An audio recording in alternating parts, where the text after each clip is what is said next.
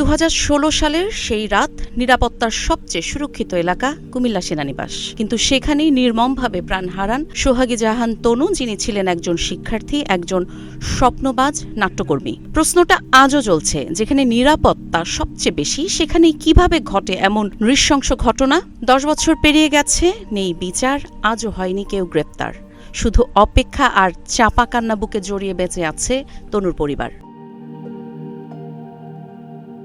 অবশেষে বর্তমান সরকারের আমলে মামলাটিতে এলো নতুন মোড়। কুমিল্লার আদালতে হাজির হন তদন্ত কর্মকর্তা মোহাম্মদ তরিকুল ইসলাম। তিনি আদালতকে জানান হত্যাকাণ্ডের সন্দেহভাজন 3 জনের ডিএনএ নমুনা সংগ্রহ করে মিলানোর প্রয়োজন। আদালতও এতে সম্মতি দিয়েছেন। এই 3 জনই ছিলেন সেনানিবাসে কর্মরত সাবেক সদস্য, যাদের কাজ ছিল নিরাপত্তা নিশ্চিত করা, অথচ সন্দেহ এখন তাদেরই দিকে।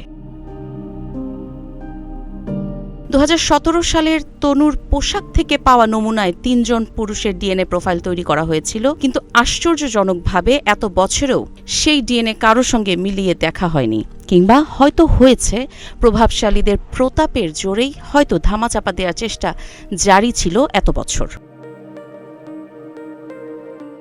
এদিকে মামলার বাদী তনুর বাবা ইয়ার হোসেনের কণ্ঠে হতাশা আর ক্ষোভ। তিনি জানান, শুধু এই 3 জন নয়, আরও অনেকে জড়িত, কিন্তু আজও একজন খুনিকেও গ্রেপ্তার করা হয়নি।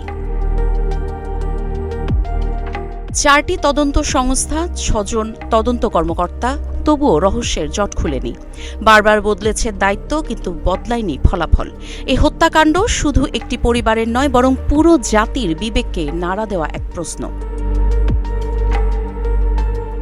আবার ডিএনএ মিলানোর প্রসঙ্গে প্রশ্ন উঠছে, এই প্রযুক্তি কি অবশেষে এনে দেবে সত্য, নাকি আরও একবার চাপা পড়ে যাবে ন্যায় বিচারের আশা? একজন বাবার শেষ ইচ্ছা মৃত্যুর আগে মেয়ের খুনিদের বিচার দেখা।